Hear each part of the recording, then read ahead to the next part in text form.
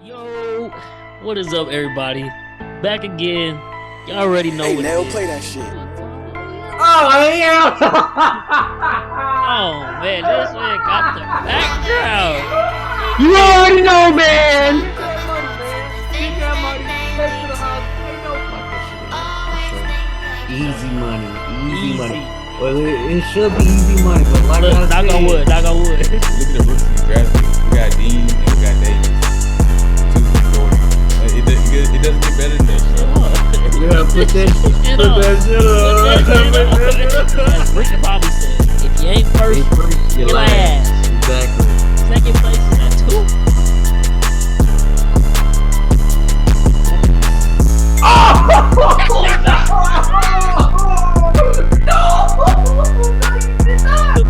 Definitely gonna make up for it. Trust me. I need a sports podcast, man. I need it. We out.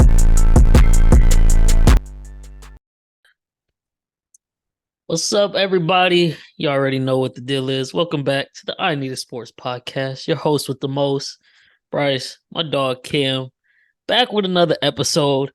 Just wrapped up NFL preseason. Got a week break, but then Thursday night, September 7th, we kicking it all off. The NFL is finally back for good. It's been too long. We're not going to go no more Sundays without football for a really long time. Feels great to say that. Even got college football back week 1 this upcoming week to hold us off in the meantime. But until then, about to give y'all all of our season predictions. The first 2 episodes, we did the AFC, NFC preview. So we're going to touch back now that preseason is wrapped up. See if we made any changes, any tweaks to what we thought was going to happen from those first 2 episodes. Give the seedings for the playoffs, break down how we think the playoffs is going to go, Super Bowl matchup, Super Bowl winner, Super Bowl MVP, regular season MVP, the whole 9, man. The whole 9. We about to get into it again, just like we did last year. Last year, we came with some gems. We called some stuff. You know what I'm saying? I called the Chiefs winning the Super Bowl. I told y'all make that bet. We'll see what we got this year. You know what I'm saying? But hope y'all tuned in, lock in these bets. We're going to have the future season bets as well at the end. But yeah, man, you got anything to say, Kim? Are you ready to hop into this? I'm ready to hop in, man. I'm ready. All right. So first topic, like I said, we calling this one last chance. Change any of your division standings from the first 2 episodes or let them ride. You changing anything or you letting it ride? Man, I thought about it, thought hard about it. I think I'm gonna let everything ride for the most part.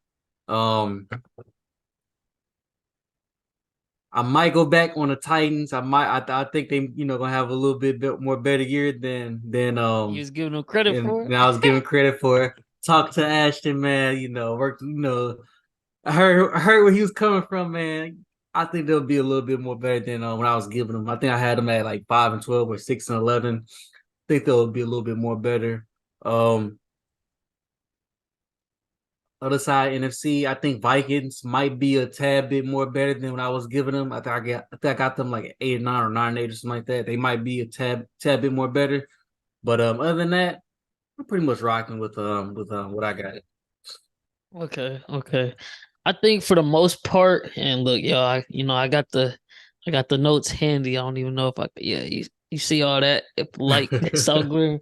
But for the most part, I kept all of the standings the same. I switched up a few of the records for playoff seeding. I guess one place I did switch up, I'm not gonna lie, after watching the preseason and just thinking about it and thinking about the Titans, looking at your Texans, I did switch the 2. I bumped y'all down to 9-8, Titans to 10-7, so they take second place in the AFC South. I think it's going to be, of course, some learning bumps for CJ. Thank God y'all finally named him the starter today. I don't know what was taking so long for that. But rookie quarterback, rookie head coach, just really tough in this league to be successful. But a 9-8 season after what y'all have had the past couple years is a success to me. I mean, I know NFL media and trolls out there can be like, he's trash if y'all don't win the playoff game. Y'all don't go straight to the Super Bowl. Like, he's a rookie quarterback. Got a lot to learn. Still need to bolster that wide receiver corps, even though I think got some young talent that could break out this year, maybe build repertoire with Stroud. But I made that change. I got I think I had the Raiders finishing in last place. Now that they finally signed Josh Jacobs back and seeing that Denver has some more injuries to their wide receiver room again, I switched them. So I got the Raiders finishing in third. I got the Broncos finishing in last place. NFC North, I took Detroit down to win. That one, I literally got it going. I got Detroit winning it at 11-6, the Bears at 10-7, Vikings at 9-8, Green Bay at 8-9. It's tough. My gut wants to tell me Green Bay is gonna still be a really good team. I like what I see with Jordan Love, but I want to believe that this is Detroit's year. Yeah, me too. If anything, the Bears is probably where I might be sipping a little bit too much of the Kool-Aid. Hoping Justin Fields balls out for our sake in fantasy, but I don't know if that'll get a 10-7 record. So maybe that could possibly be like Vikings, like you said, Green Bay. But we'll see. I'm going to go out on a limb. I'm going to say Bears in second. Still sticking with the Cowboys first place. 49ers first place, NFC West. Stick with that. Saints, like I said, that's a future bet I'll mention again at the end of the episode. But if y'all didn't listen to the NFC preview and you listen now, the Saints are still at, matter of fact, it went from plus 135 to plus 140. Go lock that in. They are winning the NFC South barring any major injuries. They have a complete roster over there. And Derek Carr with the defense will be able to do enough to win that lowly division. But yeah, man. Everything else stayed the same.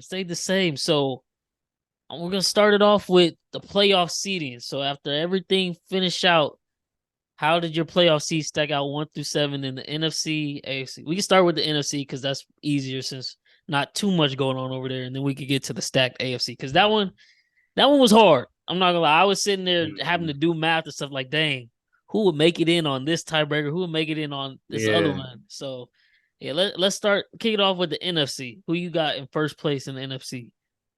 First place NFC, I had the 49ers taking it. I think I had their record. I had them going around like 16-1 or 15-2. I'm still standing on it, man. I still think, like I said, I don't care who's back there throwing the ball. It could be Brock Purdy, it could be, Sam Darnold, those guys. I think Shanahan, just a great, I'm gonna say regular season head coach. Gonna have those boys going, gonna have CMC going. Hopefully he stays healthy. Still got Kittle, still got Debo. Look out for Brandon Ayuk? Ayuk, yeah. Yeah. He's gonna have a pretty good year this year. Defense still good. I know they lost the That's what I was gonna say. D'Amico. Is that record? I'm no, it's dependent on Nick Bosa re-signing, but he, as of today, August 28th, with about a week and a half till the season starts, he still is not signed what should be the highest paying defensive end deal in the league. 49ers haven't gotten a contract done yet. They're still saying, we shouldn't be worried. They're going to get it done. But like I said, it's been a week and a half. He didn't show up to training camp. Didn't play any preseason games, of course, since he didn't show up to training camp. Hasn't been in the building.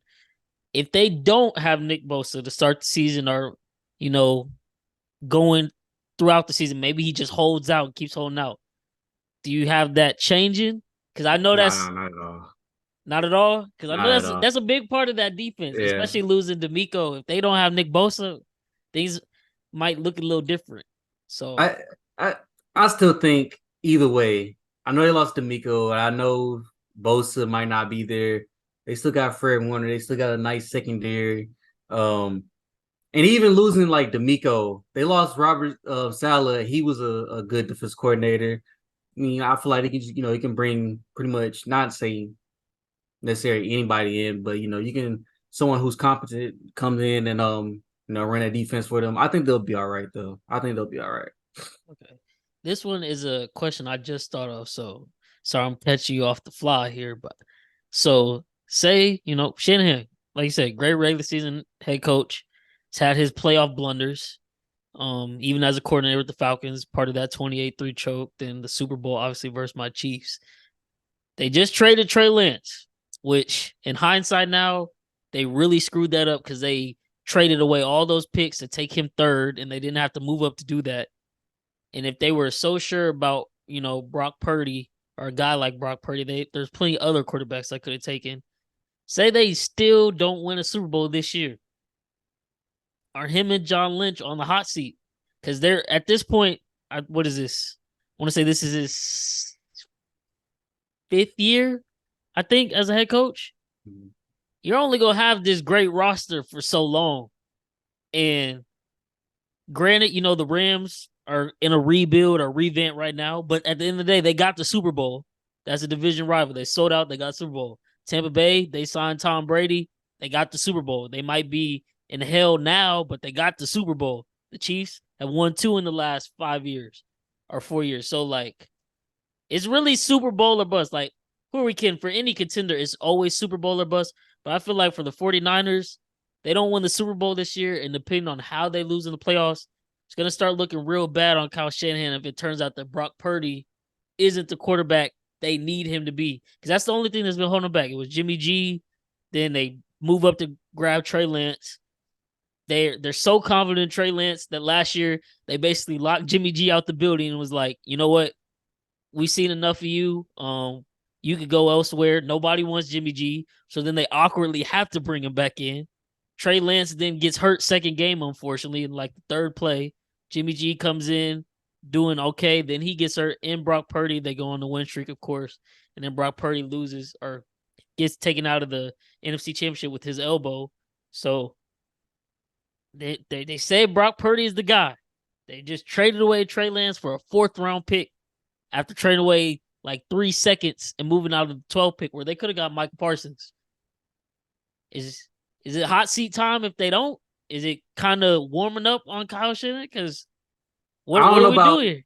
I don't know about Kyle, but I think John Lynch for sure, yes. Because from what I can remember when I was looking around or whatever, I believe Kyle didn't want Trey Lance in the first place. Kyle didn't want to take Trey. He wanted to take Mac Jones. But I don't know if it was John Lynch or it was the owner that wanted to take Trey Lance, and they end up getting Trey Lance. But it'd be so very hard to kind of just move on from Kyle, because he's one of the better coaches in the league right now, one of the better offensive minded coaches in the league right now. I don't know. It'll be very, very hard to pass up on it. But I mean, if they make it to another Super Bowl and they lose again, I mean, at that point, like you said, they got the best roster. So I mean, something has to shake. Something's got to shake. So I don't know. That's a tough one. If anything, though, I think John Lynch might be out the door before Kyle. And I don't think he would be fired after this year. It would just start. It would be a very interesting offseason in San Francisco because it's they've literally butchered the quarterback position for the last 5 years at this point. And as great an offense as Shanahan can run, all you had to do was get this one thing right. Like you said, they could have easily taken Mac Jones. Yeah, and Mac Jones, I feel like, is probably a little bit better Jimmy Garoppolo, and they could have been doing the same thing. So, but no, they made all them picks to trade up, get Trey Lance, who I'm not trying to fault Trey Lance, but we really don't know what he is because he played Division II. It was in a COVID year, so they literally only played one game that year to showcase him. Mm-hmm. He literally has played, I think in the last 4 years, he's only played a couple hundred snaps of football technically between college and NFL. So he doesn't even have the reps for real. And that's partially San Francisco's fault. And then obviously they really messed him over. They did. They set him up for failure. Going into this offseason pretty much. I just feel like they really did set him up for failure. They put they had Sam Darnold, brought in Sam Darnold or whatever. I just really think they set him up for failure, and they wanted this. What they wanted to happen. They wanted to trade him during the during this little time period or whatever. They really didn't give him a chance at all. I feel like, but because even if you watch the preseason, Trey He wasn't Lance that really bad. outplayed Sam Darnold. I know. I know He wasn't that bad. I think the first game versus Las Vegas, he was rusty. But I mean, like I said, dude has barely played snaps as is, and he is literally returning off a broken ankle for the first time. First game action. That's as to be expected. But then the next game versus the Broncos, he brings them back double digits. Granted, it's versus third and fourth string, but he looked really good. Had one drive to get the score close, and then a game-winning drive to get him in the field goal position. It's like, what did y'all want him to do? Like, he did everything y'all asked. He outperformed Sam Darnold, and then you're like, nah, in our opinion, Sam Darnold has been playing better. Like, okay, so let's say something does happen to Brock Purdy. Now you're trusting in Sam Darnold, who, yeah, Shanahan can, make any quarterback work, but Darnold doesn't have the best track record since being in the league. Granted, it was with the Jets, but still, it's like, what did you do? Why did you trade up for him if you're not going to try to get your worth out of that trade? But they definitely messed over Trey Lance. We'll see how it fares out in Dallas. I think, depending on how Dallas year go, Trey Lance, That's interesting. that could potentially be his job. It's funny because Jerry Jones always does something that's just going to have his team and the media facing unnecessary questions. Dak already getting asked about it. I know other players are going to get asked about it, but they say it's nothing right now. But should we talk about that right now? Because we can. Because I understand what Richard Sherman was saying on Undisputed. It's like okay, if you play Trey Lance, what you gonna do with Dak? Like in his year, last year, his contract, he's going to get paid. He's going to be paying like 30-something million or something like that. So he's going to just sit him or like I don't know. I didn't understand the move, but I don't know. I really think in the heart of hearts, because Dallas, like I said last episode, they have the roster now to literally win the Super Bowl. They have arguably probably top 4 roster in the league, top to bottom. And the only question mark is, can Dak take care of football? Can Dak lead them there to the promised land? Exactly. If Dak doesn't do that this year, I think they try to find a trade partner. I don't know exactly what Dak's trade value will be at this point in his career. He's going into his 8th season now, so he'll be going into year 9 next year.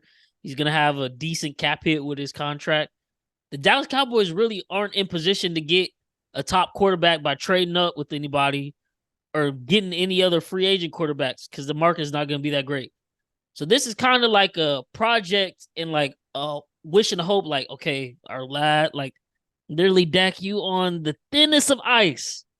If you can't skate us to the promised land, F it. We might as well try Trey Lance now. Like, see if he's actually worth, what his pick was back when the 49ers took him. So I don't know. I did not see that coming when it hit the group chat and I seen it on Twitter. I was like, where did this come from? Like, there was literally no reports of this happening. I'm glad Trey Lance got out of the San Francisco situation, but I don't know what this necessarily will do for him. And he's under contract for the next 2 years. So it's kind of like, if you do keep Dak and you have Trey Lance, I guess you have a serviceable backup, but like, what is Trey Lance getting out of it again at this point? So he has the potential to get screwed over again. But I really think this year, if the Cowboys do not at least make it to the Super Bowl, or depending on if they make it to the NFC Championship game, depending on the way they lose. If they get blown out, I think Dak gone. If it's a close game in the NFC Championship, if they're able to finally make it there for the first time in 20 years, I think Dak gives himself one final chance again. But it's literally this year, next year, Super Bowl is going to be the determining factor whether Dak is gone or not. And then probably going to be Trey Lance's team. So who knows? But yeah, we got a little sidetracked, but that's a good comment. I like those questions that came up. But you're saying seedings you first, 49ers, and we got on to the other stuff. So who you had second? Second, I got the Eagles. Third, I got Saints. And then fourth, I got Lions. That's those 4 win their divisions. Then the wild card spots, I got Cowboys at 5, Seattle at 6, and then the Bears at 7. Okay. So for me, I kept the Saints record. They could potentially not have this record. I'm really hopeful and high on them because I think they do have a really solid team. We'll see though, because their coach doesn't have that great of a track record, so that could be the Achilles heel. But I have the Saints finishing in first at 14-3, because I think they should be able to completely handle the NFC South. And then on the flip side, they're playing the AFC South as their AFC division for the year. So that should be at least 2 wins, if not 3. And then potentially they could be competing with Jacksonville, I think. But I had Jacksonville winning that game. So Saints in first. I had the Cowboys in second at 13-4. I think the 49ers are also going to finish 13-4, but this year I finally have, I had the Cowboys finally beating the 49ers. So they have the tiebreaker. So Cowboys second, 49ers third. Lions at 11-6. Eagles at fifth, 12-5. Giants at 10-7. And I had the Bears at 10-7. Now, also what I think could potentially happen, because I'm not too confident on that Bears 10-7 pick. If there's a bunch of 9-8 teams, is it possible that a division? I don't think it's ever been done. Is it possible that a division could get 4 teams in the playoffs? Because I had the Commanders finishing 9-8, and I don't know what tiebreaker would have to fall for that to like play out that way. But if it's possible, I could potentially see that, because I think the Commanders have a chance to be pretty decent with Sam Howell. The only problem is with the Commanders, as great a defensive mind as he is, Ron Rivera has no idea what he's doing as a head coach. It just came out today that he said last year if he would have recognized that Sam Howell was actually pretty good, he would have played him in that second game, was it week 16, where win or lose, you're out of the playoff picture. And he plays Carson Wentz, who threw 3 interceptions and under 145 yards, instead of playing Sam Howell versus the Browns. Sam Howell comes in next week, balls out versus the Cowboys, and he's like, I didn't realize he was that good. Like, what are you watching in practice as a head coach for you to not get that? And that's not the first stupid thing he said about just stuff that goes on with his own team that he doesn't realize. And I don't want it. Well, I don't know if it would happen.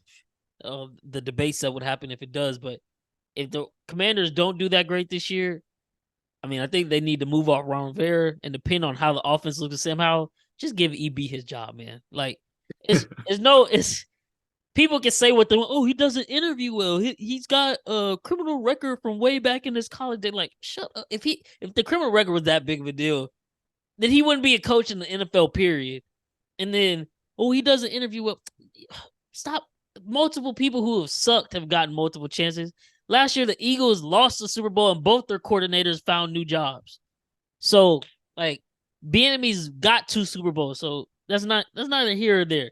But that's what I'm seeing in the future for them. But I had them finishing 9-8, and I was just wondering if there's multiple teams that are 9-8, because I have Vikings at 9-8, the Seahawks at 9-8. Could it potentially be the Commanders if the tiebreaker falls right? And then we have 4 NFC East teams in the playoffs. That would be crazy, but I think they're the best division in the NFC, because 49ers, really good. Seahawks, we're hoping Geno can repeat what he did last year, but that's no guarantee. Detroit, we just hoping and praying that they finally will get over the hump, but they could always be Detroit. Chicago, we really don't know. We think Justin Fields will be really good. The Vikings last year seemed a bit flukish because they won a lot of close games and got blown out by every good team. Green Bay, Jordan Love, an unknown. Atlanta, Carolina, Tampa Bay, not really counting on them being good. I was seeing some Atlanta fans the other day talk about people must not have watched our games. We lost a lot of close games last year. Like, this team will be good. We made improvements. Without a quarterback and Arthur Smith as a head coach, who's shown time and time again he doesn't know how to coach, I'm still not going to believe Atlanta's going to be that great of a team until I actually see it. So, weak NFC, that's how I seen it playing out. So, you want to go straight to the NFC playoff bracket, or you want to go back to the AFC and then switch to playoffs after that? We can go to AFC and then we can go back to NFC and do the playoff bracket. Okay. So give me your standings for AFC. How you see that one finishing out? Okay, so AFC. This is hard. I got Chiefs first. Got the Ravens second. Then I got the Jets third. Then I had my Texans winning. I got them at fourth. You had Texas win the division. Yeah, I had Texans. Oh, yeah, you did. You I did. got money on them. I got What's that's one of my props. That's like plus 1,000, ain't it, or something? I got them at plus 700. Oh dang! I Okay. threw 100 on it. Oh my goodness.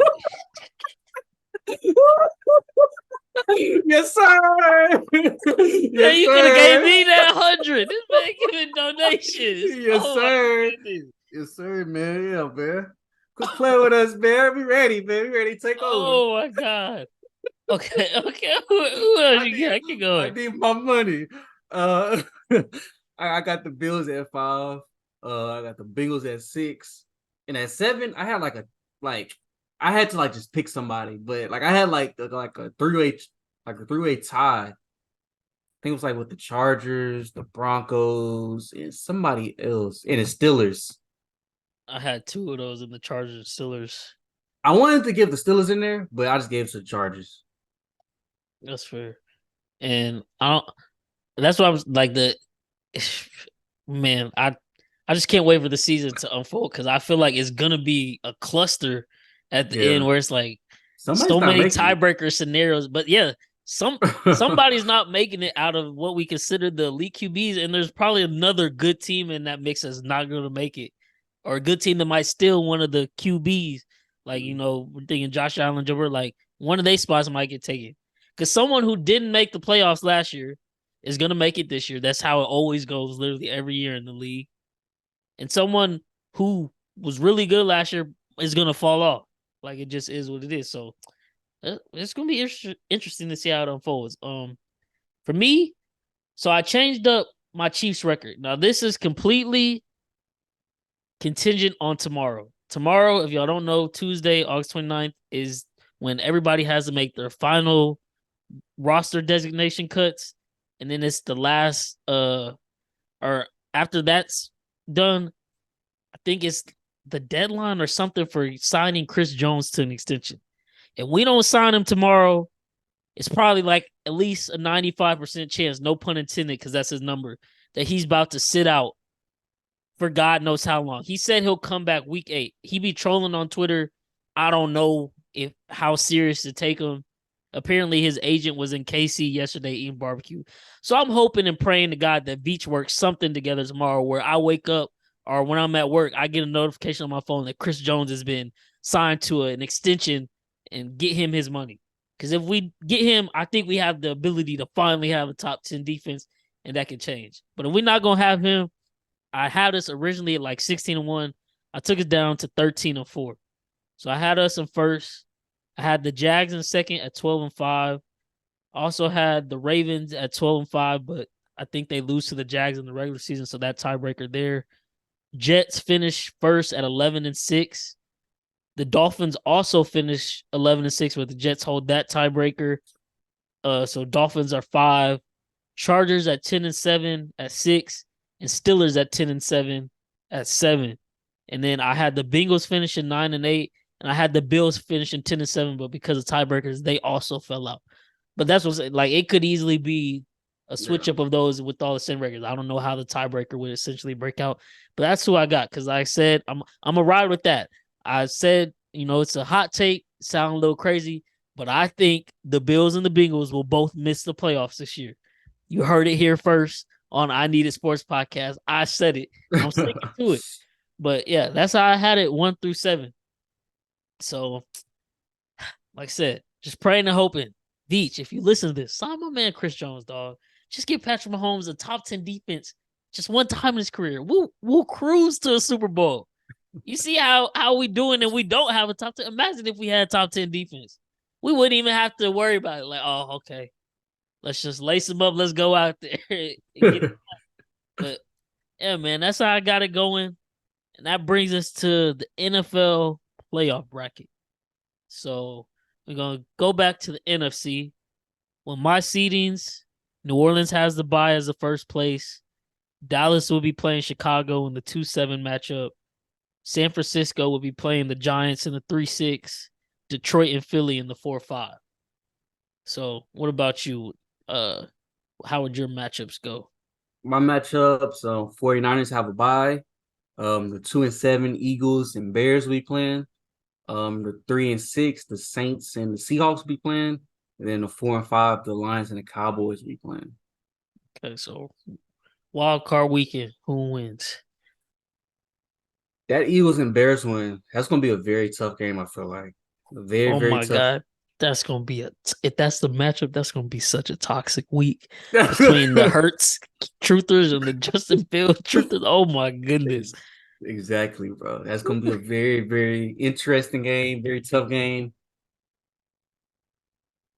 I think experience gonna come into that game. Yeah. I think the Eagles gonna handle them. Okay. Now with the Saints and the Seahawks, um, I just think the Saints are just the better team. No knock against Gino or DK or Pete Carroll or anybody on that team, but I just think Carr's the better quarterback. I just think Saints is the better team. That game will probably be close also because Seahawks not no pushover. We seen that last year in the playoffs. Yeah. They definitely not no pushover. They definitely gonna come to play. But I think the Saints gonna win that one and move on. And then the 4-5, the Lions versus Cowboys. That's gonna be a very interesting one too. That'd be That's a gonna be. repeat of I think they played Thanksgiving, if I'm not mistaken. Mhm. Um, I think that's gonna be a shootout. That's gonna be in Detroit. That would be a shootout. That's gonna be a shootout. I just think Detroit, they're gonna be pumped up. First time back in however long. I think they'll come out and drop a dud. I think the Cowboys will win and move on. Okay, okay. Wild card weekend for me in the NFC, Dallas Chicago matchup. It's gonna be a tough matchup for Chicago. Justin Fields' first playoff game.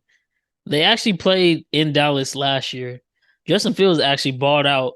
He tried to keep it as competitive as possible, but the Chicago Bears couldn't stop Dallas offense whatsoever, and it was a shootout in a sense because a lot of points were scored on both sides, but it wasn't close in the end. I got Dallas winning again at home. San Francisco versus the New York Giants. This is tough. I'm going San Francisco, but I would not be surprised if Dable and the Giants will pull the upset. I stuck with my standings, but I'm just saying it on record. In my gut, after the Giants just got this trade for Isaiah Simmons, and I seen how Daniel Jones is operating with Darren Waller, as long as Waller's able to stay healthy and Saquon able to stay healthy, I low key think the Giants might mess around and win the NFC East if the Cowboys and Eagles, have some hiccups here and there. And I think they could low key make a push in the playoffs. I think Dayball is a really good coach. Got Wink Martindale as the defensive coordinator, who now has a lot of weapons at his disposal. Dexter Lawrence. Now they got Isaiah Simmons, Thibodeau, the DE in his second year. So I'm gonna give San Francisco to win, but I'm just saying, y'all, New York make it to the playoffs, no matter where they are. That's a scary team to play. But I'm gonna give San Francisco the win, and then Detroit versus Philly in the 4-5. It's a different matchup for me, but like you said, Detroit gonna be hyped up. Oh my God, we're in the playoffs. Motor City gonna be rocking, Yeah, we're rocking. and Philly gonna kill them. Like they'll drop a dud, but it'll be good progress because they ain't been to the playoffs Yeah. and since like '08 or something crazy like that. So a lot to be proud of this year, but no playoff wins for Detroit. So the second round, I would have Dallas versus San Francisco in a rematch, 2 versus 3, and New Orleans versus Philly. What Same about you? thing. Same thing? Same thing, yeah. Okay. Let's go. New Orleans, Philly. Who you got? I got Philly. Okay, I got I New Orleans. got New Orleans. Okay. I just think again, experience will come in. I think Jalen Hurts, the Eagles, they obviously been there before. Derek Carr hasn't been there before. With that new team that he's with, whatever. I think I think the Eagles have a better defense. I think they have a better head coaching, and I think it's gonna come out and just smack them. I think they'll come out and smack them. Okay. So this is what worries me about Philly all season long in the playoffs and why I got them losing. They got a great defensive line. They got some great cornerbacks. They're soft at linebacker and they're soft at safety since they let Gardner Johnson go. Yes, they had a great defense last year, but they also had 70 sacks. It's going to be hard to repeat that. If they don't, and if people paid attention, whenever Philly goes up against a quarterback that can actually, or offense that can actually pass the ball, their defense gives up points like none other. And it becomes a shootout. And then you have to hope, Jalen Hurts puts up enough points on his side. Dallas able to put up points. They dropped 40 when they had Dak.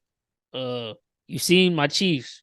They put up 38 on them, were able to come back from double digits.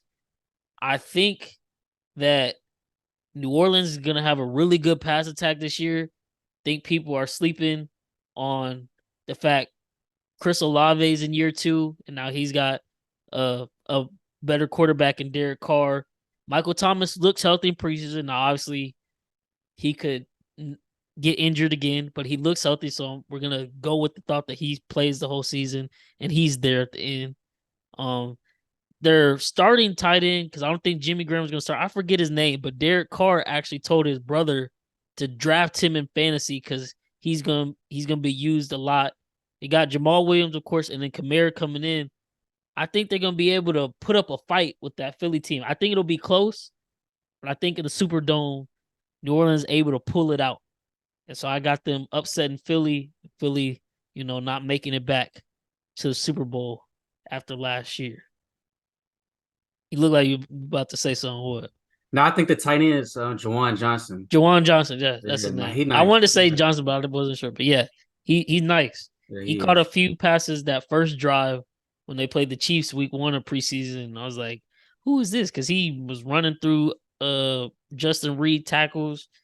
Justin Reed wasn't covering him at all. So I think New Orleans has enough firepower and enough defense to withstand. Because New Orleans is great against the run. Mm-hmm. If they can, I'm not saying Jalen can't throw it, but if they can make Jalen beat them with his arm, they have a better chance than, if the Eagles are able to get their run game off. So I think that'll come into play.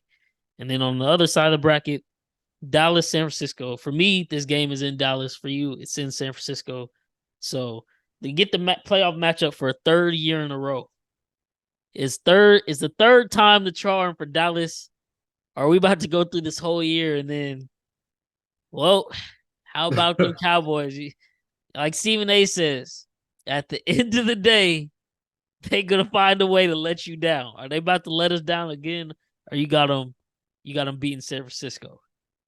Like Stephen A says, at the end of the day, they're going to do something that he's going to like, well, that's the Cowboys. That's the Cowboys we know. I just think it's gonna be Dak again for the second straight year, or third straight year, whatever. It's gonna be Dak again. He's gonna show why he's not capable of beating the good teams, period, in any playoff setting or really regular season too. He really don't be beating the great teams like that. I think that 49ers defense is gonna get to him. It'll probably be a defensive battle, but I think the 49ers will come out with the win, though. I think the 49ers is going to me personally, I think they're going to outcoach Kyle's is going to outcoach McCarthy. What's his name? McCarthy, yeah. Okay, that's fair. I guess, well, maybe I might need to be drug tested. Maybe I'm smoking on something strong. Uh-oh. Cowboys fans, what's up? We here. I got the Cowboys getting it done. Third time's the charm, man. If they lose, then I think you have to move on from Dak, especially if he's the reason why I can. But I think this is the year they will finally get their monkey off that back versus San Francisco and getting to the NFC Championship game. And they get it done. I think Dak Dak will somehow make a game-winning play that will have everybody hype. Cowboys fans will be on, social media like Dak is the best quarterback. Y'all talk smack. Like he'll get some vindication for that game, and he'll do something great in prime time in the clutch to secure a win, and think they will move on, and then they'll travel to New Orleans for the NFC Championship game, and that's going to be another great defense battle versus New Orleans. But that's how I got the NFC shaping out. Do you want to pick the NFC Championship winner, or do you want to go to the AFC and then announce your Super Bowl matchup? It's up to you. How you want to do it? Okay, we're going to stay there. So I got Dallas, New Orleans for the NFC Championship. You got San Francisco and Philly in a rematch. All right, let's flip it to the AFC bracket. So for AFC, let's see here. I got in second place, I got the Jags versus the 7th place Pittsburgh Steelers. I got Baltimore in 3rd versus the Chargers in 6. The Jets in 4 and Miami at 5 in that matchup. Week 1, I got the Jets beating Miami, which I think that'll be a tiebreaker because I think they'll split the season series. I got Baltimore beating the Chargers. And in an upset, I got Mike Tomlin over Doug Peterson and the Jags in the 2-7 game. I think the Kenny Pickett legend is real. I think the Steelers are going to be a really good team this year, and a lot of people are sleeping on them. And then, like we always said, Mike Tomlin ain't had a losing record yet, and the team only got better. As long as they stay healthy, I think the Steelers are going to be a very scary matchup for anybody if they don't bring the A game that day. So I got the Steelers pulling the upset, and that's how I have AFC wildcard weekend going. Okay. I can definitely see it upset. Steelers, like you said, Steelers going to be very, very good this year. And people sleep. That defense going to be good with TJ and they got Van Ness too, huh? Yep. Van Ness. That's gonna be scary. So I got the 2 and the 7. I got the Ravens versus Chargers. That's gonna be a crazy game, crazy game. But I don't think Herbert is good in the playoffs, and I think the Ravens gonna get to him. I think the Ravens win that. I think they beat the Chargers probably about 1 or 2 touchdowns. I think. I got the Jets and the Bengals with 3-6 matchup. That's gonna be probably another crazy game. You got Joe versus A-Rod. That will be a good matchup. That'll be a crazy matchup. Who you going with in this one? Wait, who's home? You said Jets or is it Jets home? 3? Okay. Mm-hmm. So this is the first time Jets probably be in the playoffs since since Mark Sanchez days. So yeah, they're gonna be very pumped up for it. I don't think the Bengals gonna be ready for that Jets offense. I think that Jets offense will come out there and smack them. I think Sauce gonna probably not necessarily lock up Chase because I think it's gonna be very, very hard to lock up Chase this year. We'll get into that, but I think Sauce gonna control Chase. I think T might do something. He might go off or whatever. But I think the Jets gonna come out and win that. I think Aaron Rodgers gonna not necessarily game manage well, but I don't think he'll turn over the ball that much versus them. And then I got my Texans versus the Bills. CJ first time there.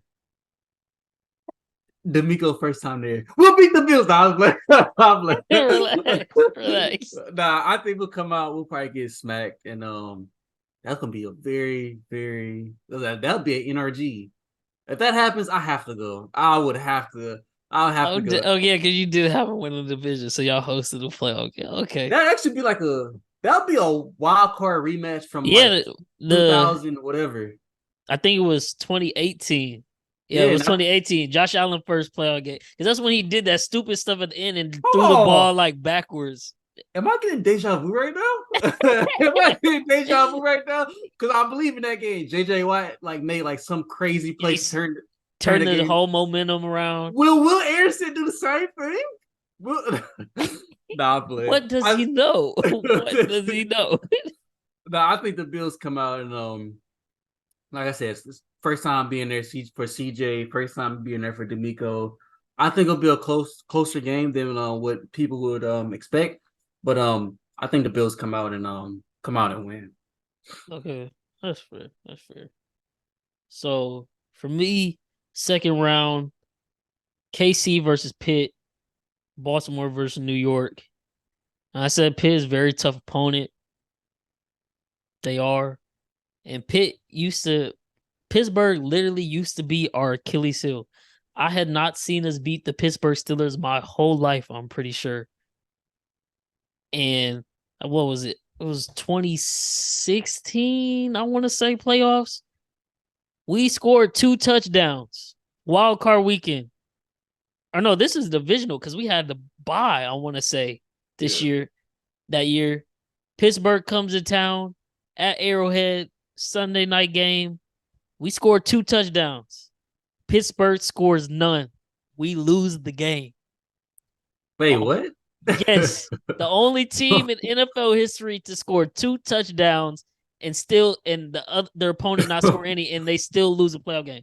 When people be like, "Why do the Chiefs fans deserve it?" It's shit like that. This is why we deserve where we are right now. That's the stuff we had to watch. The Steelers kicked 5 field goals and won the game like 15-13, and then we drove at the end to get a touchdown, went for 2 to tie it, got it. Phantom holding call brought it back and pushed us back, and then we didn't get the 2-point conversion. Pittsburgh wins the game 15-13. That's how it went. So that's crazy. We cannot beat Pittsburgh for anything. Le'Veon Bell would kill us. Antonio Brown would kill us. I think Antonio Brown, it was one, I don't know if it was that playoff game or we played him in the regular season that year. I just know he cooked. It's a meme picture that comes up every now and again. But he had like 240 and like 3 touchdowns all on Steven Nelson's head. And one of them, Steven Nelson literally had an interception in his hands, went out of his hands. Antonio Brown was running the streak. The ball just kept going, and Antonio Brown just catch it like 60, 70-yard touchdown down the sidelines. But when we got Mahomes, we start whooping that ass. And it ain't been a game that we played them that we haven't put up 35 plus. And I don't think it will be any different. I'm sorry, Kenny Pickett. I'm sorry, Mike Tomlin. Y'all had a great year. But y'all running into this the boss level, and y'all not ready for the boss level yet. I think we smacked Pittsburgh at home, and it's another year. The 6th year in a row, the AFC Invitational coming through Arrowhead. You know what I'm saying? And on the flip side, Baltimore versus the New York Jets. I struggled going back and forth with this one, but in my heart of hearts, I want Lamar to win, so I'm giving it to Baltimore. But at the same time, I would love an Aaron Rodgers, Patrick Mahomes playoff game matchup, because once we smack them this year on Sunday night, I know people are gonna say that if they don't play in the playoffs, we'll never know. But I think Patrick Mahomes gets a chance to sweep Aaron Rodgers if they do make it that far. That would be a good thing to see. But I'm not going with that. I think Lamar, Baltimore. I think Baltimore, knock on wood, like I said the first episode, if they could just stay healthy, Lord please. Zay Flowers, I think, might be the best wide receiver on their team this year. Possibly might win Offensive Rookie of the Year. Wink, wink. Those picks are coming up. Mark Andrews is now going to have a wide receiver coach that can take attention off of him, so he doesn't have to be the wide receiver one anymore. Odell, if he stays healthy. Lamar Jackson, obviously MVP quarterback. He's healthy. I think the Ravens are just going to be a really solid team this year. I think they win. So I got KC and Baltimore, AFC Championship, Dallas, New Orleans, NFC Championship. That's how it's playing out for me. What about you? How does the second week go, and who you got in the AFC Championship game? So first, I got the 1-5. Got the Chiefs and the Bills. We've been here before. We know what's going to happen, man. Another shootout, most likely. But the Bills not ready yet. I think Chiefs come out. I think they win in Arrowhead, like you said, what, 6 straight year? 6 straight year. Come on, man. We already know, man. Chiefs win. And then I got the Ravens and Jets. like he says, it's tough, man. This is very tough. This game could literally probably go like either way, like honestly. And I Yeah, wouldn't be mad either way it yeah, goes no, I because wouldn't be mad. I love both of them, both guys, Lamar and A-Rod. You obviously know I love A-Rod, but I think the Ravens get it done, man. I think they get it done. Did they get it done in Baltimore? That'll be a home game. I think it's gonna be a very grinded out game. Um, I think we'll see Lamar throw the ball a lot this year, like a lot this year. He says They're gonna spread he's it out and Monken yeah, offense. they're gonna spread it out this year. He says he wants to throw for I think he said like 5K or 6K. No one has ever thrown for like 6K. I don't 6K, yeah. think so. Yeah, That'd be no. crazy. I don't think he'll ever do that. But if I can see him throw for like 4, maybe close to 5, maybe close to 5. Cause like I said, I think they're gonna throw the ball like a lot this year, like a lot They this got year. the weapons too, so they better. Definitely, yeah, definitely got the weapons too. They got that old offense coordinator out that wanted, to run the ball a lot. But yeah, I think we'll see LJ throw the ball a lot this year. But I got them taking down the Jets, man. Got them taking down the Jets, which is gonna be tough for the Jets because you went all out for Aaron Rodgers. Aaron Rodgers demanded to get traded there. He got traded there, and now you lose in the second round. But I think the better team is the Ravens. Okay. So you got 49ers, Philly NFC Championship, KC, Baltimore AFC Championship. Championship weekend. Back to the NFC side. Who's making it to Super Bowl 58 in Las Vegas? It's a rematch. If the 49ers got a quarterback, they swear up and down they would have whooped the Eagles. It wouldn't even have been close. Yeah, Are and they right? Do they get their get back this year? I think they get back this year. I think they was right. I think if they really did have a quarterback, I think they would win that game. I believe with Brock, that game was kind of close at first, Yeah, and they drove back down the field, and I think Christian McCaffrey ran in a touchdown from like 20 out, and it was tied up. And then next yeah. possession, he gets injured on like a third down trying to throw the ball and gets hit by Right. Reddick. So Look, I think they'll be right. Obviously, it's going to be a very good game, very close. I don't think they're going to whoop them at all, like the San Francisco was talking. But they was talking all that talk. I think 49ers, like I said, 49ers will be one of the better teams this year. I think Purdy gonna game manage well. I think Kyle gonna have them ready. Um, Still got a good offensive line. Still got the best offensive lineman in the league. Still got a very good defense. I feel like. Hopefully by then Bosa will be both. back. Yeah, Bosa will be back. I got Niners winning, man. I got Niners win that game. Like I said, very close game. Got the Niners winning. Going to the Super Bowl. And I think you can see where I'm going with this, but we'll see. I know exactly where you're going with this. But man, after this episode, man, I'm really gonna have to go take a self-drug test. They finally do Oh it, man. no! They finally do it. Oh, They oh, finally do it. oh! I'm about Now, to puke. this can Oh, obviously be way wrong because they could cowboy it up. But I just think the NFC, I think, is so weak this year. If there's any year for it to really finally be their year, it has got to be this year. As long as they stay healthy, I think they're going to have the number one defense in the NFL this year, led by Micah Parsons, causing havoc and making it easy for Stephon Gilmore and Diggs to get interceptions on the back end. I think they're going to be able to go into New Orleans, and it's going to be a defensive battle, but I think Dak will be able to outduel Derek Carr. Lucky enough for him in his first NFC Championship game, he won't be facing an elite quarterback on the other side. So I think Dallas will get it done. I think it'll be close, and Dallas will pull away at the end. Derek Carr will throw a game-sealing interception, and Cowboys fans will rejoice like they've won the Super Bowl, but they ain't won it yet. They just made it there to Vegas, and oh boy, I can only imagine the amount of money that will be bet that week in Oh man, Vegas. that'd be crazy. Cowboys make the Super Bowl there. Now Yeah. I tell you what though, if they do make it,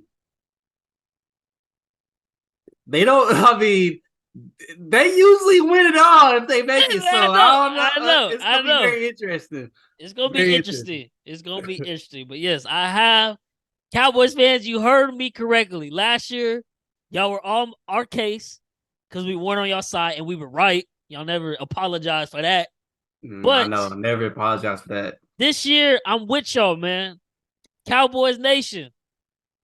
Come on. I believe in y'all. Dak Prescott gonna prove everybody wrong.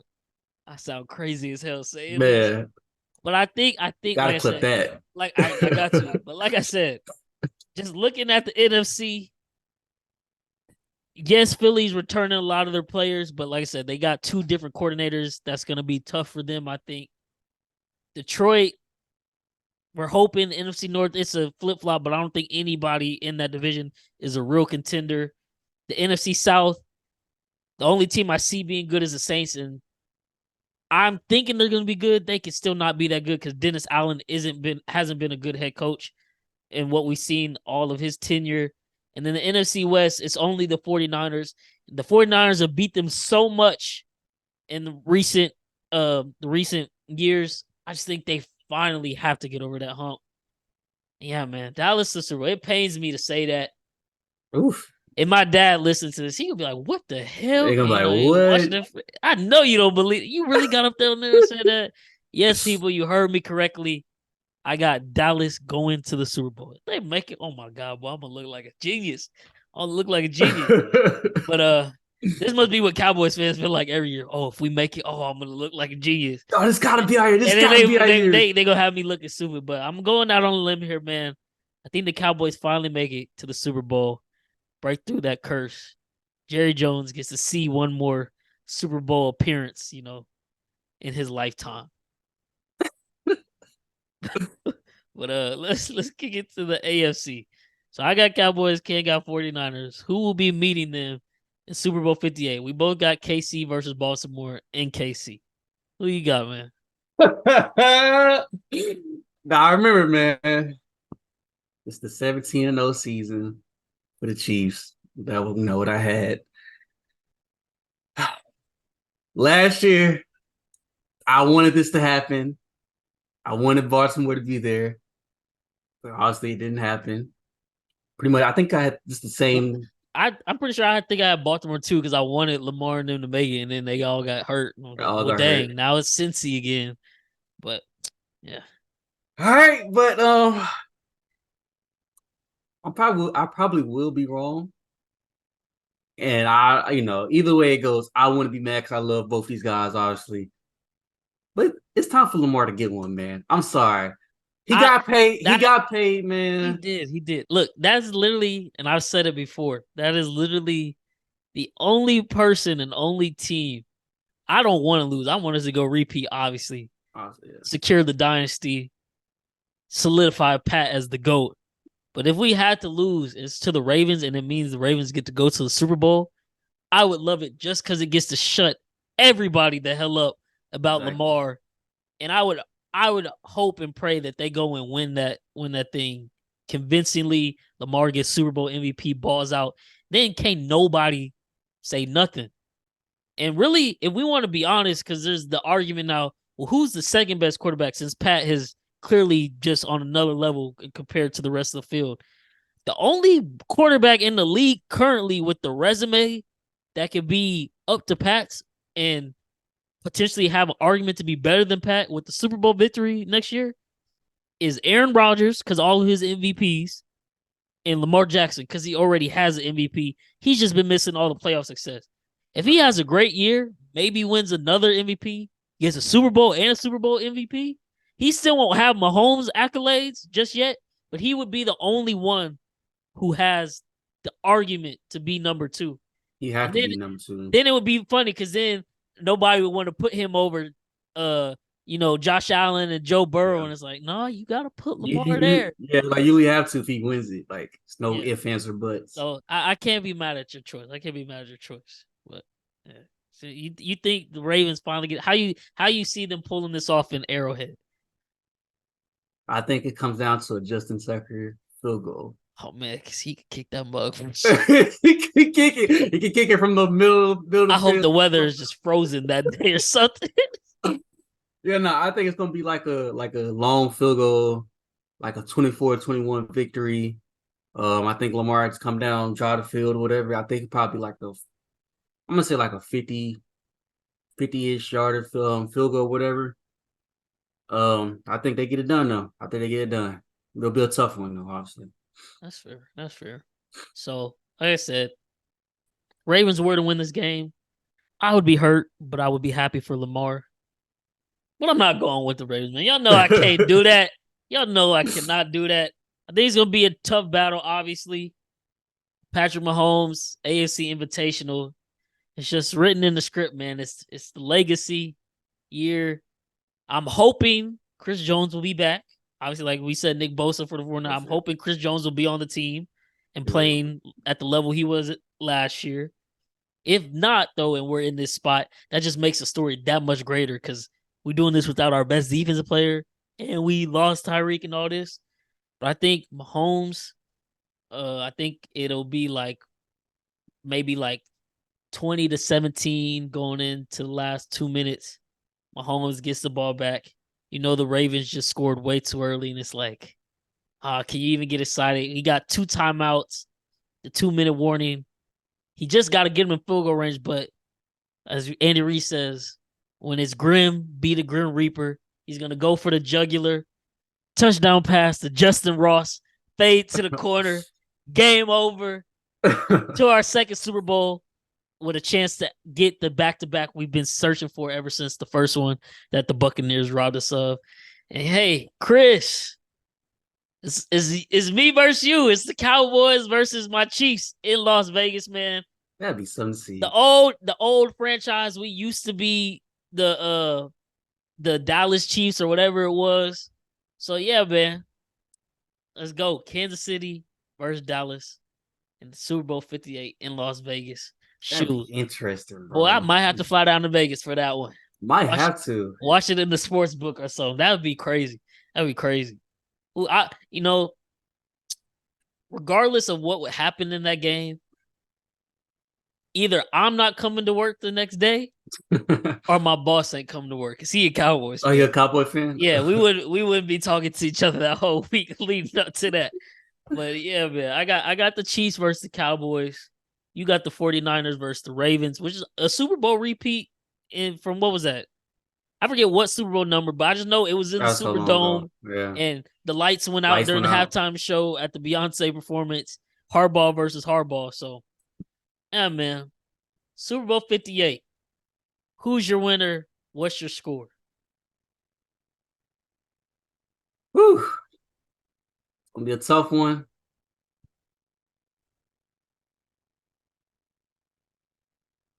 Man. It's gonna be a very tough game.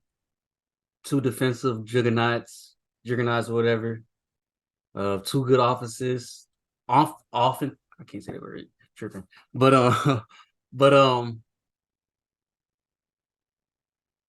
I think Lamar has to get him one, man. I've been saying it, man. I've been saying it. I need to see it so we can finally see it. Finally say, hey, man, like, put some respect on this. Yes, put some respect on his name. He's one of the greats. Yes, he can throw the ball. You know, we've seen it. We've seen it in college where he was throwing the ball. Like, he could throw the ball. He just haven't had the weapons. He only had tight ends to throw it to.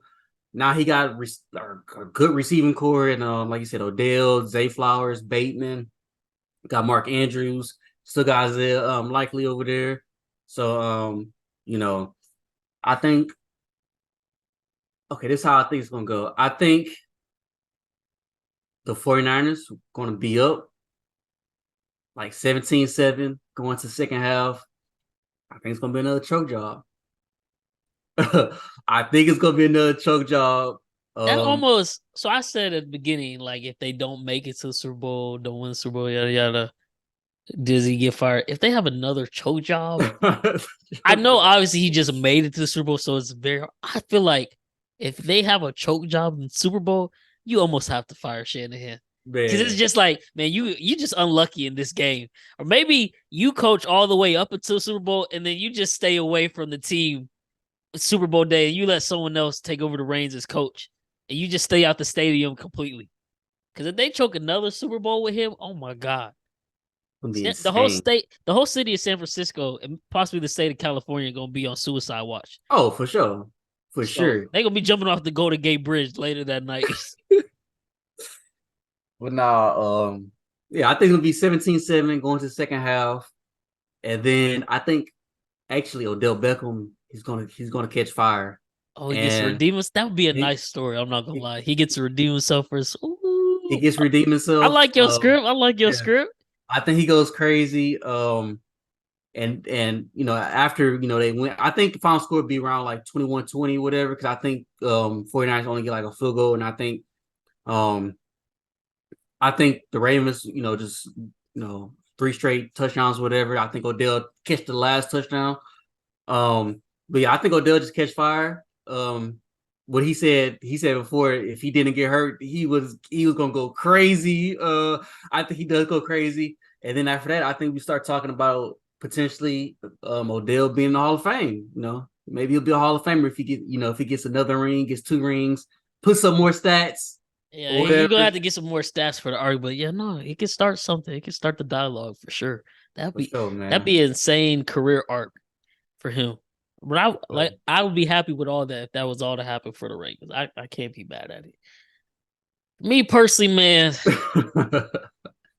Cowboys fans, I was riding with you. I love you. Put you out your goddamn mind. If you think I was about to pick y'all in the Super Bowl versus my Chiefs, y'all gonna put up a fight, man. It just act like it's all about the legacy year, man. This the time to cement the dynasty. We've been winning for the last 5 years, but we only got 2 Super Bowls to show for it. Oh, well, you need a third for the dynasty. Oh, you need to go back to back like Tom Brady. Okay, well, we about to do just that. And when we do it, that will now be the third Super Bowl that Patrick Mahomes has won versus the number one defense. Oof. So what more can you say? What more can you say? We put money in the offensive line for these specific purposes ever since that Tampa Bay Super Bowl. Micah Parsons might potentially be the defensive player of the year at this point. Cowboys will have the number one defense. It won't matter. Patrick Mahomes gonna do his thing. He gonna have time back there. Dallas Cowboys, while they got Diggs and Gilmore, they don't got nobody who can hold Travis Kelce. By that time, Sky Moore, Justin Ross, MVS, they gonna be doing their thing. Isaiah Pacheco, year 2, gonna rush for 1,000 yards this season. He gonna be doing this thing. We gonna run the ball right at Micah Parsons, tire him out, and I think we win it 31-21. Mahomes throws 4 touchdowns. We end the game by the defense. The Dallas Cowboys defense has to get a stop to give them a chance. We drive down the field, get in the field goal range, ice the game. And what more can you say to that? Third Super Bowl MVP for Pat. I think he'll probably throw for like 250, 275-ish, 4 touchdowns. I think we'll run the ball real well, so he won't have to throw the ball that much. Chris Jones, I don't know if you realize, but he was on the Mississippi State team with Dak. Mm-hmm. So every time he played Dak, he get him a couple sacks for Dak because he loves second Dak. So I think Chris Jones gonna have a good game. He gonna get Dak 2 times at least. We gonna have Dak throw an interception or 2, so people gonna be upset because he just got him here and then he threw some interceptions. But Dak, he had a great year to be proud of. He led the Cowboys to the Super Bowl, something they haven't been to in 25 plus years. Got him to the NFC Championship over that hump, but you just ran into the best quarterback and the best team in the NFL right now. The newest and latest dynasty, Kansas City Chiefs, finally go back-to-back 2023-24 NFL season. Bookmark it in. I told y'all last year, if you wanted to sprinkle something on the Super Bowl odds, go ahead. This year, we running it back. Again, we doing it. Last time we won the Super Bowl, we could have went 15-1 if we felt like it. We just sat everybody the last game. And if all of our offensive line doesn't get hurt, we was going to run the Buccaneers again. Because you see how we mollywopped them last year when we had an offensive line. As long as we got a healthy O-line, a healthy Patrick Mahomes, and a healthy Travis Kelce, man, us versus everybody. Take it to the bank. I don't care. Any given Sunday, I'm going to take my guys. Any Sunday, man. Chiefs win the Super Bowl. You heard it here first. That's how I got the season finishing out. That's it. Beautiful. Beautiful. But if the Ravens do it, I hope the Ravens win. Now, say my prediction comes true about the Cowboys-Chiefs matchup. The Cowboys beat us in the Super Bowl. Ooh. I might have to get off social media for the rest of the year. Ooh, they gonna let you have it. Well, what? They gonna let you have it, Me boy. and Chris might have to stop being friends. y'all gonna fight or something, bro. Oh my God. Cowboys fans, I'm just letting y'all know right now. If we play y'all in the Super Bowl and my Chiefs win, I'm not gonna be too hard on y'all. I'm not finna, kill y'all or nothing. Y'all made the Super Bowl. Congrats, pat on the back. Good for y'all. Y'all just ran into a beast. So it'll be okay. If y'all win, oh my God, yeah. Everybody's getting blocked. I'm unfollowing, unblocking every Cowboys fan I know. I'm muting everything Dallas Cowboys on my timeline. They gonna come at you, boy. Well, what? But y'all should really give me props because got y'all making it this far. Just not all the way to the top of the mountain. But that's how I gotta finish it, man. But that wraps up our playoff predictions for the season. When this episode gets put out, I'll make sure to add a graphic, with all of our picks so y'all can see it, screenshot it. Go bet something if you would like. Now let's get into these end of the season awards. We're gonna kick it off with MVP. We're gonna give our top 3 selections for MVP. So 3rd through 1st, who we think could win it. I'll let you start first. MVP. Who do you think? Because I think as of right now, Mahomes is the favorite at plus 650. Honestly, me personally, I have him 3rd for me because I think Mahomes could literally go repeat what he did last year and be the best quarterback. And they would find a reason to give it to somebody else just because I think they're about to treat him like LeBron. We're like, oh, we can't give him the MVP anymore.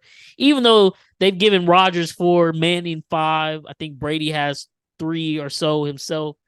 But I think they're going to try to handicap Mahomes because it's like he get another MVP and then they mess around, let him get another Super Bowl. And then it's like, well, damn. Yeah, Brady has 7, but he didn't do all this in his first 7 years in the league. So it becomes really undisputable at that point that Mahomes is the GOAT. So I think Mahomes would literally have to throw for about 5,500 yards and 50 plus touchdowns for him to win MVP. And even then, it's still going to be some writer somewhere that doesn't give him the vote and he won't win it unanimously. So I think he's in that category, but that's who I got 3rd. He has plus 650 odds. So if you want to sprinkle on Mahomes MVP odds, honestly, if you got extra cash to throw around like Cam throwing 100 on the Texans, throw 100 on Mahomes every year of his career for the next literally. For the next 5-6 years at least. That's his prime as right. Like he really hadn't even entered his prime low key. So I'll do that every year just in case. But I can't see him winning it this year or them giving it to him this year, no matter how well he plays. But that's what I got in 3rd for me. We doing 3, 2, 1, or you want to do 1, 2, or 3, 2, 1? 3rd, I got Jalen Hurts. I got them going 14-3. I think pretty much gonna do the same thing he did last year. He's not gonna throw too many interceptions. He'll probably rush for close to 1,000 yards. He'll probably throw for like 4, 3, whatever he threw for, whatever. He'll probably bunch up a lot of touchdowns like he did last year again. But I think he could get 3rd because I think the other 2 guys would be, have better years than what he did. But yeah, I got Hurts at 3rd. That's fair. 2nd for me, this really low key my 1st, and it probably would be in your story arc script for the season. Just because all the additions they made, I got Lamar. I think if he does what I think he can do and lead Baltimore back to 1st place in the AFC North, potentially 1st place in the AFC, put up the numbers he said he wants to in this new offense showing he can spread out the field and throw the football. And of course, he's still gonna be able to run when he has to. Think Lamar could potentially win MVP. His odds are plus 850, so definitely worth the sprinkle in my opinion. But yeah, I put Lamar second because I had a first literally. I can put the screenshot in the video. I made a bet for an MVP winner February 16th, which is literally 3 days after the Super Bowl. Because I was just looking into the future. I was like, I could see him having a great year, and that's who I got first. But I'll say that after you give your second. But I got Lamar second, but he could easily be number one for how I see the season playing out. Second, I got Pat. Now, I got them going 17-0. So if he goes 17-0, He probably better. will. He better win. He probably will win. He probably will win MVP.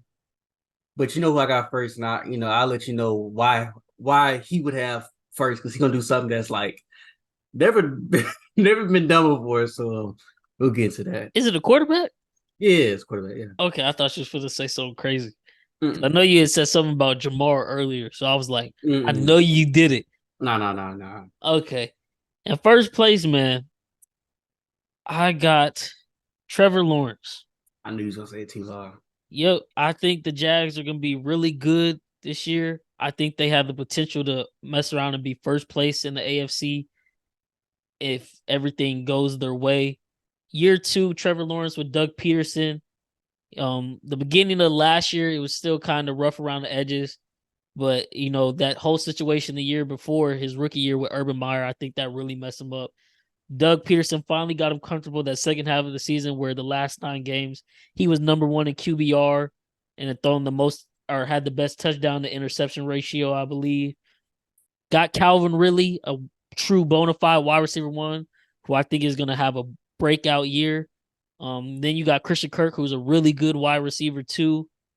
And as of today on Bovada, it was plus 1,000 odds, I want to say. When I bet it on February 16th, I got it for plus 1,600. So, literally, I just threw $5 on it. $5 to win 80. I was like, I'll take that. That's $5. Who cares about that? But yeah. I think Trevor Lawrence can be really good this year. As long as he keeps the turnovers down, because he can be turnover prone somewhat. But I think year 2 and Doug Pearson, it's just going to be a whole different ball game. And I don't necessarily see too much competition for them in y'all's division. So I think the Jaguars about to have a great year. If they have a great year, it's more than likely going to be on Trevor Lawrence's back.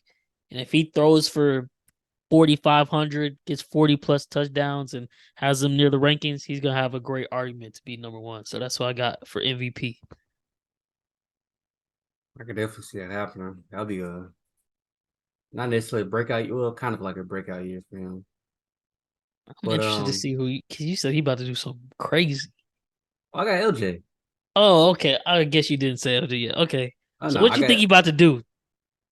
Man, okay. First of all, I think he throws for 5,000 this year. Like realistically, I really do think he throws for 5,000 this year. I think he shows everybody, yes, I can throw the ball. Like, the offensive coordinator that we had before just didn't let him throw the ball. They want him, simply just run the ball.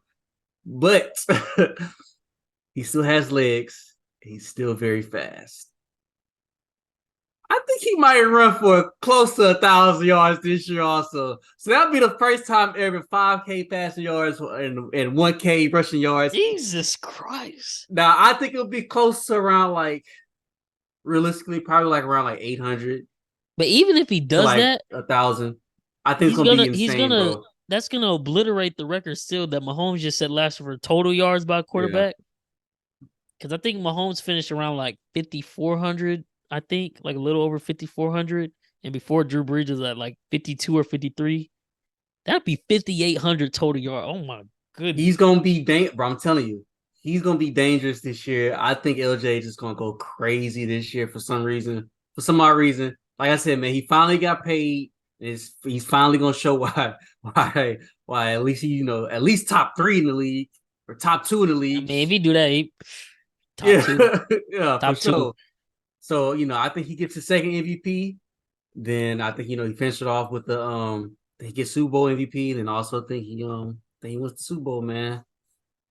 That Ravens, would be. man. Oh my God. So many people would have to eat crow. And it'd Yes. be I I would would love it. love to see the Bengals fans' reaction if all of this happened because the window's always open. We got Joe Burrow, he's the best quarterback in the league. And then to have your own person in the division who realistically, if Lamar doesn't get hurt these last 2 years, the Ravens get first place in that division. I'm Yes. not saying the Yes. Bengals are bad, but they've definitely been fortunate for injuries to happen when they do, because the Ravens have literally been in first place both years. Lamar goes out, they fall off. But if he could do that, oh my, how many touchdowns with 5,800 yards? Because that, Probably around like total, probably around like 45 ish. okay, yeah, no, that'd be the greatest year ever, no doubt, I no doubt. Oh my goodness, think he'll go crazy, bro. I'm telling you. For some reason, I think he's gonna go stupid. Because it's like I said, they're gonna be throwing the ball a lot more, and then so he gonna have to use his legs also. I mean, he does not finish to stop running out of nowhere, but I can see it happening. I can definitely see it happening. okay. 5,800 total yards for Lamar, 5K passing, about 800 rushing. You heard it here first, Kim. I need it. I wonder what a prop would be if you can like just place it. Like, I bet Lamar gets a total of 5,800 plus yards. And, Probably like plus 100,000. yeah, that'd be crazy. Let me just put $1 on that bet, please. But okay, MVP. My number one, Trevor Lawrence, Cam's Lamar Jackson. Not bad at it. On to defensive player of the year. On this one, I got a 1A and 1B because I think they're both going to be really good. But I think 1A will get it based on what I said. Of course, Michael Parsons. I think he's like plus 450. Dallas has number one defense. If they can be top in the NFC, I think they'll be first place in the NFC or second place behind the Saints. But I think Mike Parsons, as long as he stays healthy, he's probably going to kill quarterbacks this year. So he'll win Defensive Player of the Year. My 1B would be TJ Watt. If he's able to stay healthy, and I think Pittsburgh is going to be really good again, I think TJ Watt will have another. He's had a bunch of MVP caliber seasons or Defensive Player of the Year season. It's just the fact he's also playing in the same time as Aaron Donald. So Yeah. that's just like the toughest luck ever. He got him one a couple years ago. I think he'll be back at that level. Like I said, as long as health stays good. And then depending on what defense fares the best, or like if their records are similar, maybe it comes down to who got the most sacks or something. So definitely keep a watch on them in the sack race this year. But I think TJ Watt or Michael Parsons definitely brings home Defensive Player of the Year for this NFL season. I can definitely see it. I got Michael Parsons. I think he'll get it. I think we bet on him. Not bet on. I think we said him last year too. We did, and then he got hurt and it fell off. Yeah. So I mean, look, if he stays healthy, I see no reason why he can't do it. I mean, he's a man amongst boys out there. He's so hard to stay in front of. If you're offensive lineman, strong. I mean, you have to double him, You do. Chip him but something. But even if you double him, I mean, he's still gonna find a way, whatever. I don't know. He just does so much for that Dallas defense. I think he'll have around like 20-ish sacks, and he'll probably have like a lot of tackle for losses too. But yeah, I think Parsons wins it this year. That's what I was gonna add. If he does win Defensive Player, I think he gets 20 plus sacks, or at least 20 sacks, which I don't think that would be the record anymore, but that obviously be a really great season. So I think I can see it. I see it, especially if, like I said, he stay healthy. He's gonna get his sacks. He's gonna get his. Because even sometimes when they send the double, he might still get the sack. He's that great of a defender. So like, it is what it is. But for sure, for sure. What about Offensive Player of the Year?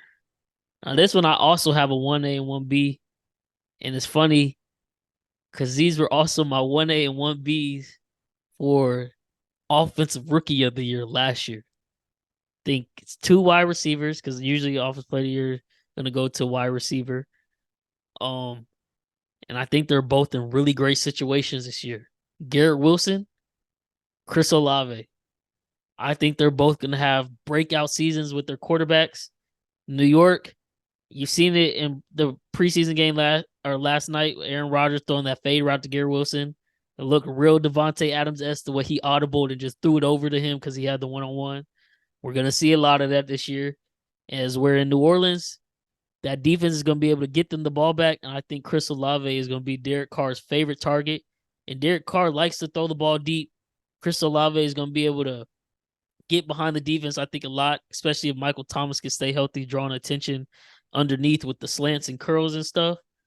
So I think both of them potentially could go for, between 1,300, 1,500 receiving yards, each probably get 5-6 touchdowns.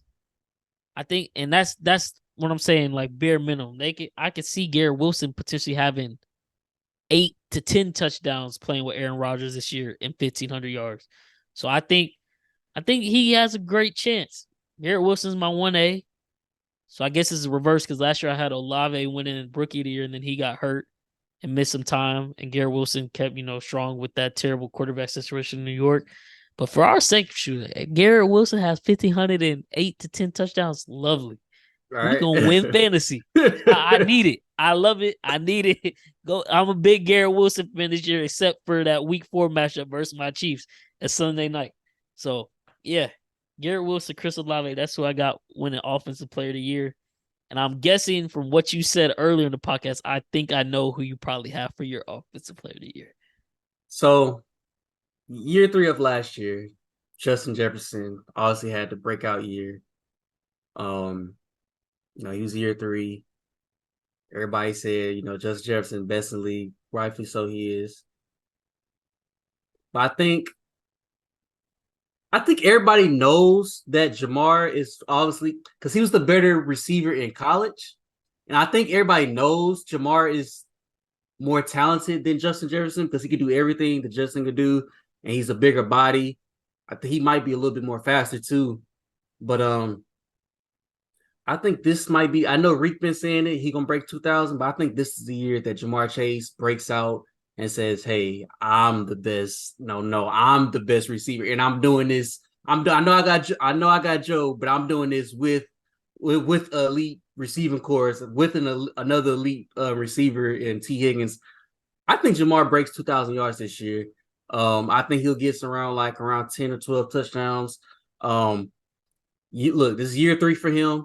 Last year, he fractured his hip or whatever, and I mean, he still had like 1,500, and he didn't even play like 6 games. So exactly. So we seen Justin Jefferson each year get better and better and better. We seen Jamar Chase, I mean, pretty much get better each year, and I think this year 3, like I said, I think he goes for 2,000 this year. I don't think we have ever seen. I think he breaks it, man. I think he gets it, and I think it'll be a crazy year for him. Okay. That's fair. I like it. I guess so. For that to happen, 2,000, you're probably thinking Joe Burrow plays week 1, or this even despite if Joe Burrow misses time. No, I think Joe be back week 1. Okay. Well, shoot, if he does that, that's gonna make it really hard, especially if if Minnesota's able to get the Jefferson deal done this year, so it doesn't come next year and the price doesn't go up. But if Jamar does that this year, and I think the highest right now is Tyreek's getting 30 a year. Justin Jefferson's probably gonna get, I know 31 would be a cushion, but I think he's probably gonna get 32, 33 a year, which means Jamar as next up probably gonna get 34, 35. So I know if he do that, he's gonna get 34. He gonna demand 35 for sure, but for sure. I don't know if Cincinnati can do that and keep everybody. So that's gonna be interesting. But I'm not bad at it. I guess flipping now to rookie awards, offensive and defensive rookie of the year. Offense, do you have a wide receiver? Yeah, I do. What team does he play for? Vikings. Ooh, I didn't even think of him. Mine plays for another purple team. I got Zay Flowers. Zay Flowers, I knew. It was either of those two. I didn't even think of Jordan Addison. That's actually good because Jefferson gonna be drawing a lot of attention. He about to be in that Thielen role. That could be nasty. It's gonna be nasty. I'm telling you, Jordan Addison gonna be nasty. It's gonna be nasty this year, bro. Because he a cold receiver. He won the Belikanov Award. I probably butchered that name, but he won it with Pickett his junior year at Pitt, and then transferred to USC. And he didn't have that type of year again, but he was still pretty good with Caleb Williams. And if he's wide receiver too, yeah, man. I mean, Kirk Cousins can throw the ball. Yeah, he can might not win the games, but he gonna throw the ball. He gonna throw it. He gonna throw the rock. So I can see that. I guess now that I'm thinking about it, the only reason I still see Zay being better, because I think Zay Flowers is gonna be wide receiver 1 in Baltimore. Yeah, it might not happen earlier in the season because Lamar will be getting a feel for him. But I think by the end of the year, Zay Flowers will be the leading receiver on that Baltimore team. And it will be clear cut like, yeah, they got Odell, yeah, they got Bateman, Andrews, but Zay Flowers will be number 1. And I think that will bolster him above Addison. But I could definitely see Addison winning it too, with Jefferson on the other side, drawing all that attention and him just being able to go off and eat. Yeah. I guess if I had to have a 1C answer, and I might have had him 1B if he didn't get hurt, I would have had JSN from Seattle, Jackson Smith-Njigba, but he got hurt in this last preseason game, unfortunately. And I think they were going back for a second opinion, but it sounds like he might potentially miss like the first maybe 3-4 weeks, if not more, of the season. So he won't have a chance to win this award then. But yeah, wide receiver talent, man. If I had a 1C, you know I'm going, man. I'm going with Bijan. If I had 1C, I think he'll have a crazy good year too. For being a rookie running back, they gonna have to use him because I mean they picked him that high. So. But Arthur Smith don't seem to know how to use any talent on the team. That's the only reason Bijan scared me. Like I feel like Bijan can have like 2 50-yard runs and then they might not hand him the ball for a whole quarter or something stupid. It's like, why are you doing this? You got Desmond Ridder dropping back, throwing interceptions or something. You could just give it to Bijan or dump it off to him. So I just don't trust their coaching staff. But yeah, Bijan, him and Jameer are definitely going to get a lot of production just based on the fact where they were drafted. So we'll see. But yeah, I like the Addison pick for sure. I totally forgot about him when I was thinking this. I was just thinking Zay Flowers, wide receiver 1. I was like, clear cut, I'm going with him.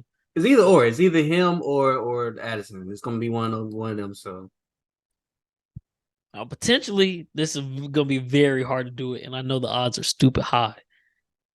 But he did. I know it's preseason, so it don't necessarily matter. But he did lead all of the NFL in preseason reception yards after catch. Rashee Rice. Ooh. I think we're going to use him a lot. And he's a big body. He's fast. He has had a problem with some drops in the preseason, but I think that's jitters. I hope, he'll get those out. He got those out now the season starting. Andy isn't notorious for using rookie wide receivers, but in light of our wide receiver courts being like so loaded this year, but nobody knowing what exactly everybody's capable of, I think he'll be able to get more opportunities than a usual rookie. And if he does start clicking with Pat, who handpicked him from working out with him in Dallas, maybe he could be a dark horse offensive rookie of the year. But I wouldn't put money on that because, like I said, Andy Reid wide receivers don't usually do too much their first year. But I'm just saying, be on the lookout for him if, he does sneak into the conversation a little bit there. But yeah, wide receiver galore in this league, man. This is why the running backs can't get no money because everybody about to pay wide receivers. Exactly. Yeah, so if you having a kid and you got to play football, you better go be a wide receiver. You better not take yourself back in the backfield. Wide receivers getting paid. Yeah, but they getting paid. They're getting used a lot too, man. And I'm pretty sure by the time this episode go up Thursday, I think Justin Jefferson will probably have his contract by then. I will, yeah. Record breaking. So we'll see. That's crazy. We'll see.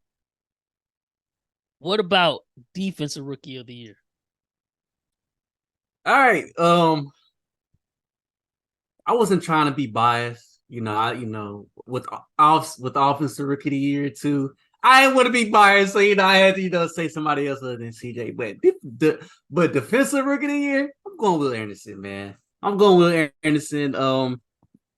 I think I have a double-digit sack year this That'd be year. crazy. It would be crazy, man. I don't know if y'all seen, but that play he had, I think that was like week 2, where he just like blew up the running back and then had like a strip sack. It was insane. That was like that looked like some Aaron Donald, some JJ Watt type of deal. I mean, his motor is just crazy. Everybody's been raving about him. But yeah, man, like I said, I think he gets close to double digit sacks this year, and I think he wins it. Fair. So I had him in a 1A 1B situation with Jalen Carter on the Eagles. They've been calling him. I think Darius Slay came up with the nickname Baby Rhino or whatever. Yeah, Baby Rhino. But they're saying he might not necessarily be starting on the depth chart, but he's gonna be taking a lot of those DT snaps throughout the season, especially as he gains more experience. And I think if the Eagles are obviously good, he'll have more notoriety. But Will Anderson, like I said, he's gonna be there. He's gonna be making plays. If he is able to get double digit sacks, it's gonna be hard to not give it to him as a rookie. But I think if they're neck and neck, if the Eagles have a better record, they might lean Jalen Carter. But both of them, I think, are going to cause havoc for quarterbacks and running backs this year. So I could definitely see either or. And then if I have to go 1C, I kind of mentioned it on the first episode. If Pittsburgh is really good and Joey Porter can do what he's been doing, he's had a really good preseason. I think he has potential to sneak in and get a rookie of the year. Last year was Sauce. This year, I think it could be Joey Porter Jr. So that's who I got for defensive rookie of the years. But like I said, can't go wrong with Will Anderson. I think he is going to be cold, and that's going to be the future anchor of y'all's defense. Y'all lucked out and got the 2 first-round picks, and y'all hit on them. I think CJ Stroud going to be really good. I think Will Anderson going to be really good. I just hope and pray people give them the opportunity and grace to grow, because they are rookies at the end of the day. Don't expect like, oh, we got to go win games now. Like, this is just the start.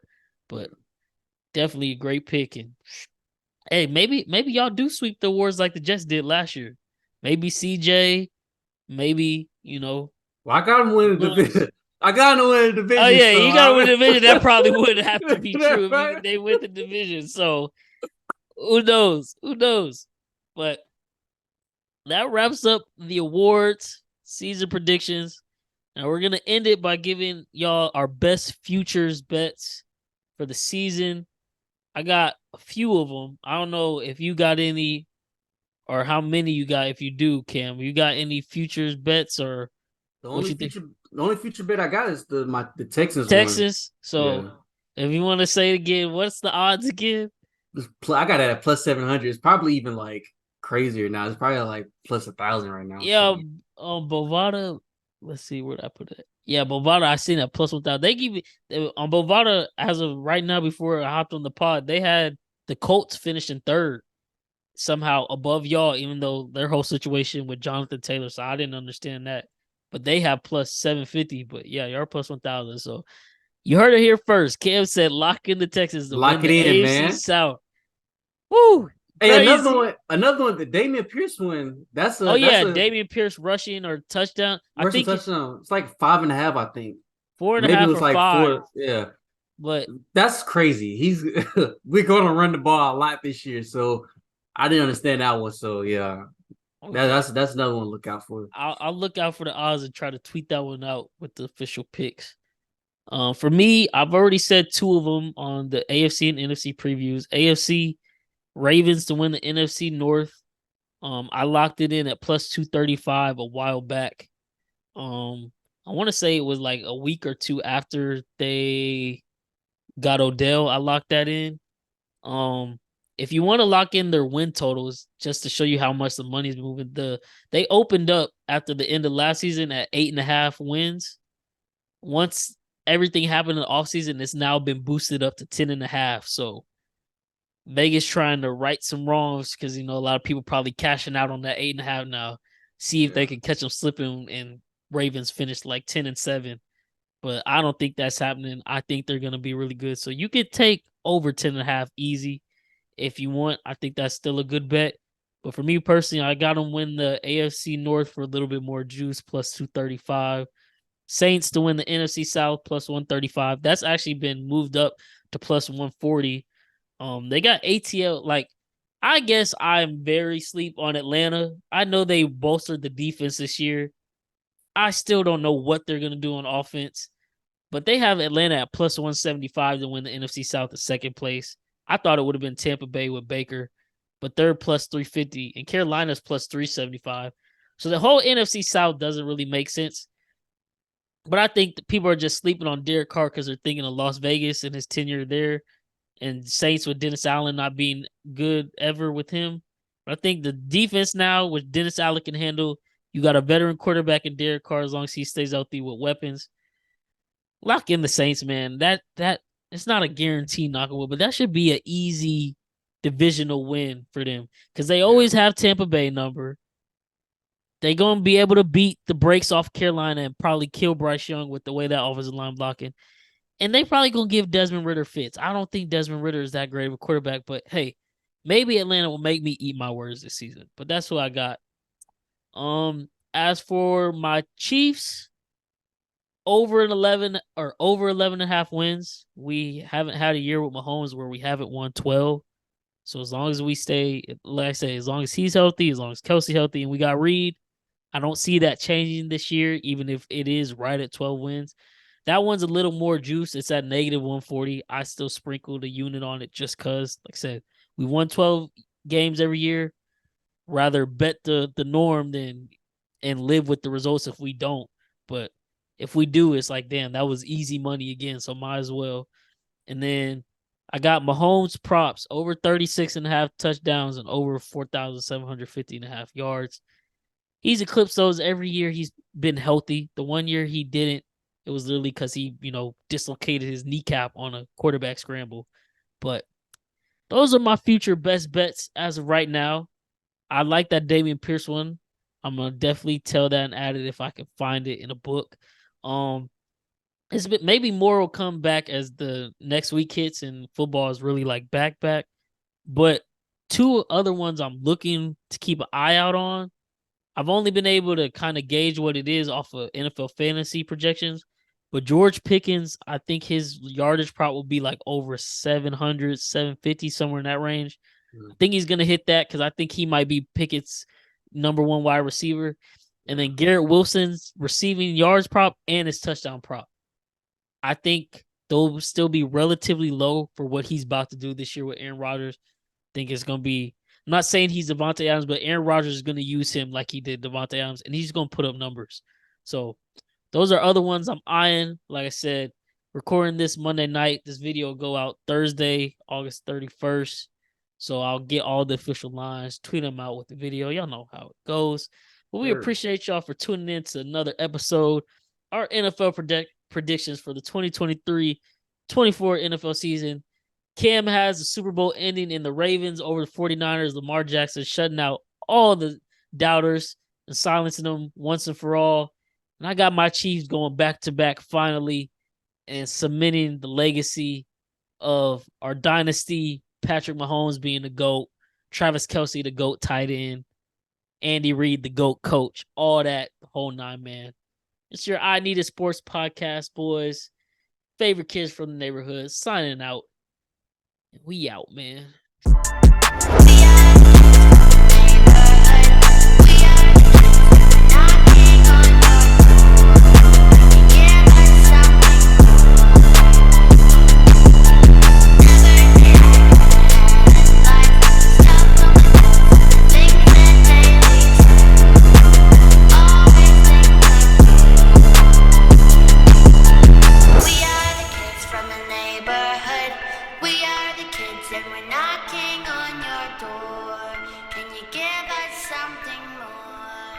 I need